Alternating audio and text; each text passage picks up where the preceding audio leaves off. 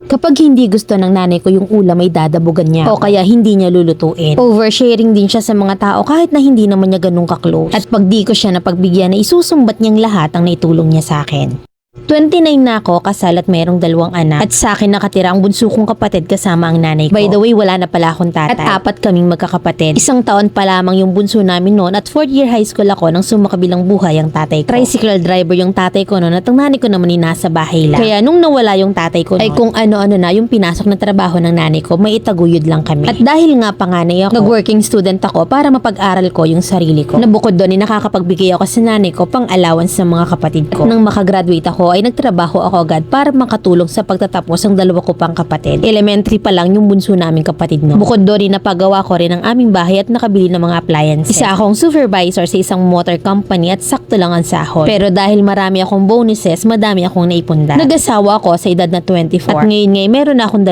anak. Kinuha ko ang nanay ko at ang kapatid ko dito sa bahay namin ng asawa ko. Dahil nga pareho kaming may trabaho ng asawa ko at pareho kaming malayo na assign. Kaya ang gusto ko yung nanay ko mag-alaga sa mga anak ko. Ngayong taon nga ay nag-resign ako sa trabaho at nagtayo ng store dito sa amin para kahit paano ay makasama ko na rin ang mga bata. Ang problema ko ngayon ay hindi kami magkasundo ng nanay ko. Napakiramdam ko ay inalisan niya ako ng otoridad sa sarili kong bahay. Dahil napakatamad ng kapatid ko, hindi ko mautusan lalo na sa pagtulong sa tindahan. Ang nanay ko naman ay nagagalit sa akin tuwing uutusan ko yung kapatid ko or pagpapagalitan ko dahil nga tamad. Kasi kahit na mismong nanay ko hindi niya pinakikinggan. Madalas din kaming mag-away ng nanay ko dahil sa ulam kasi maarte siya sa ulam. 50 plus pa lang yung nanay ko pero ang gusto niya ay laging masarap yung ulam namin. Kahit nga sinasabi ko na magtipid-tipid naman dahil wala naman akong trabaho. At ang pang-araw-araw namin at bilis ay sa tindahan namin nakaasa. Nabukod doon ay ako rin ang nasagot ng mga maintenance, vitamins at mga pampaganda niya. Binibigyan ko rin siya ng sarili niyang pera. At nagbago bigla yung nanay ko simula nang nagkatindahan na dati naman ay kontento siya sa kung ano lang ang kaya kong bilhin na ulam. Ngayon ay dadabugan niya ako or hindi niya lulutuin kung ayaw niya ng ulam. Oversharing din siya sa mga tao kahit hindi niya pa ka-close ay halos ikwento niya ng lahat ang buong buhay niya. Minsan nga sinasabihan pa siyang chismosa. Sinisita ko rin naman siya sa ginagawa niya kasi hindi naman niya kabisado yung mga tao dito sa lugar ng asawa ko. Pero sa akin pa siya nagagalit. Madalas din siyang makasira ng gamit sa bahay. Kagaya na lang ng bintana ng kwarto niya na hindi niya man lang sinabi sa akin na nawala yung handle. Nakabasag rin ang kapatid ko ng water dispenser. Sa galit ko nakapagsalita ako sa kapatid ko nang hindi ka kasi nag-iingat. Pero sa akin pa rin nagalit ang nanay ko. Kasi wala naman daw gustong mangyari yun. Kahit na ang totoo ay nagdabog ang kapatid ko kaya yun nabasag. Isa rin sa ayoko yung pinapapasok niya yung aso niya dito sa bahay ko. Namamakat kasi ang mga paa sa tile pero hindi naman niya nililinis. At pag sinisita ko ay sa akin pa rin siya nagagalit. Ngayon ngay meron akong pinsan na ikakasal. Gusto niyang pumunta kahit na hindi naman siya ang kinuhang nina. Proxy lang naman siya dun sa kapatid niya. Pumayag naman ako pero sa akin pa pala hihingi ng pambili ng damit yung niya. Kapatid naman niyang pinroxihan niya ay ayaw man lang magbigay kahit na nga 5 piso. Na sinabihan pa nga yung nanay ko na humingi daw sa akin. Nagalit ako dahil akala yata ng nanay ko ay nagtatay ako ng pera. Na sa totoo lang ay wala na akong sariling pera ngayon. At kung meron man siyang nakikitang pera sa akin ay pera yun ang tindahan ko. By the way, sa akin nga pala nakaasa yung 2 ko pang kapatid. Lalo na kapag nagkaka-emergency sila financially. Napapagod na ako lalo na sa nanay ko. Na pag hindi ko napagbigyan ay isusumbat niyang lahat ang naitulong niya sa akin. Na sa tingin ko ay hindi naman fair. Dahil sa totoo lang ay wala naman siyang hirap sa pagpapaaral sa akin noon. Kung sa pag-aalaga naman ng mga anak ko ay sinasahuran ko siya at binibigay lahat ng kailangan niya. Gusto ko na rin sana siyang umuwi na rin doon sa family house namin. At kakayanin ko na lang mag-isa dito sa pag-aalaga ng mga anak ko. Pati na rin ang pagbabantay sa tindahan. Nai-stress na kasi talaga ako sa kanya. Na ang tingin ng mga tao dito sa amin ay mapera ako. Dahil sa mga kwento niya pero ang tunay ay wala naman talaga. Nagmamayabang kasi ang nanay ko dito sa amin. Dahil ayaw niyang masapawan ng mga nakakasalamuha niya. Mamilin ano ba yung dapat kong gawin? Letter sender, Elisan ng Aurora Province.